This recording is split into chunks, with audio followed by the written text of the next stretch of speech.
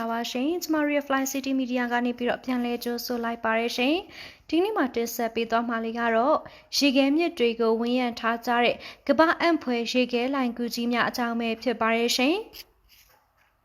ရေခဲလိုင်ကူဆိုတဲ့စကားလုံးမျိုးကိုလူတွေကြားလိုက်ရတဲ့အချိန်မှာသူတို့ရဲ့မျက်လုံးတွေကအတိချင်စိတ်စောနဲ့တလင်းလက်တောက်ပလာကြပါလိမ့်မယ်အမေရိကန်အလက်စကာဒေသကမန်ဒဟောရေခဲကူများအကြောင်းကိုကျမတို့အနေနဲ့စိတ်ဝင်စားဖွယ်ရာတင်ဆက်ပေးသွားတော့မှာပါမန်ဒဟော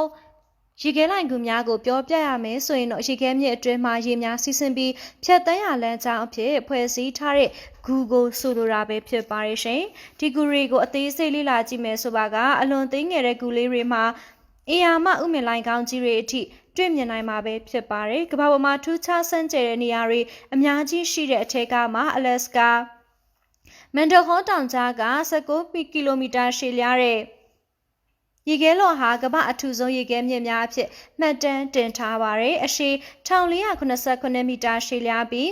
Ice Field ရဲ့အဓိကရေခဲမြစ်38ခုထဲမှတစ်ခုအပါအဝင်ပဲဖြစ်ပါတယ်။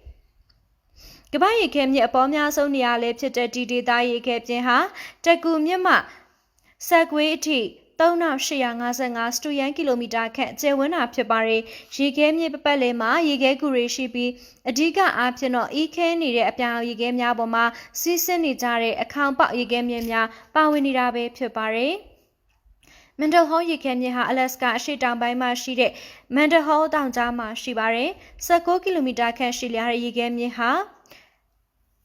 Admiralty Island National Monument ရဲ့တောင်ဘက် Diamond Park နဲ့အပြည်ပြည်ဆိုင်ရာလေဆိပ်တို့ရဲ့မြောက်ဘက်မှာတည်ရှိပါတယ်။အဲဒီရေခဲမြစ်ဟာ Tongass အမျိုးသားတပ်တော်တွင်းမှာရှိတဲ့ရေခဲမြစ်အပန်းဖြေ area တစ်ခုရဲ့တစ်စိတ်တစ်ပိုင်းအဖြစ်ကာကွယ်ထားပါတယ်။ရေခဲမြစ်နဲ့ကပ်လျက်က68မီတာအနက်ရှိတဲ့မန်ဒဟောရေကန်ဟာလည်း1900အစောပိုင်းကတည်းကသဘာဝအတိုင်းဖြစ်နေခဲ့တာလို့သိရပါတယ်ရှင်။ရေခဲမြစ်ကိုဝန်းရံထားကြတဲ့လှိုင်ကူများကိုလည်းအဝေးပြေးလမ်းမကနေတဆင့်တစ်နှစ်ပတ်လုံးဝင်ရောက်နိုင်ပါတယ်။မန်ဒဟော Glacier ရဲ့အခမ်းအနားအလှပဆုံးတရားတွေထဲမှာရေခဲများနဲ့ကြောက်ဆောင်များကြားကရေများဖြတ်တန်းစီးဆင်းရာအပြာရောင်ရေခဲကူများလည်းပါဝင်ပါတယ်။ရေခဲကူတွေရဲ့ရင်သက်ရှူမောဖွယ်ရာအပြာရောင်ဟာမူလရေခဲတွေနဲ့နှင်းများထက်မှအလီကိုညှစ်ထုတ်လိုက်ခြင်းကြောင့်အပြာရောင်မှလွဲပြီးအရောင်အားလုံးကိုရေခဲများကစုပ်ယူသွားစီရာကနေတဆင့်ဖြစ်ပေါ်လာခြင်းပဲဖြစ်ပါရဲ့ရှင်။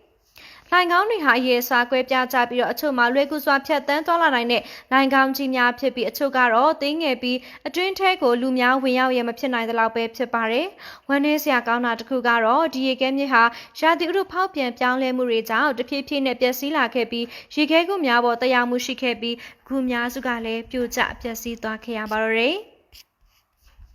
အထူးသဖြင့်အလက်စကာရှေ့တောင်ပိုင်းကရာသီဥတုဖောက်ပြန်မှုတွေဟာရေခဲမြစ်တွေကိုဓာတ်ရိုက်ပျက်စီးစေတယ်။အမေရိကန်သစ်တောဌာနရဲ့အဆိုအရရေခဲမြစ်တွေဟာလူမှုအတိုင်းဝိုင်းများစုရဲ့ရေချိုအတွက်မိကိုအားထားရနေရဖြစ်တဲ့အတွက်ကြောင့်ရေခဲမြစ်မရှိတော့တဲ့အခါမှာအခြားရေရင်းမြစ်ကိုရှာဖွေရန်တွန်းအားပေးခြင်းခံရပါလိမ့်မယ်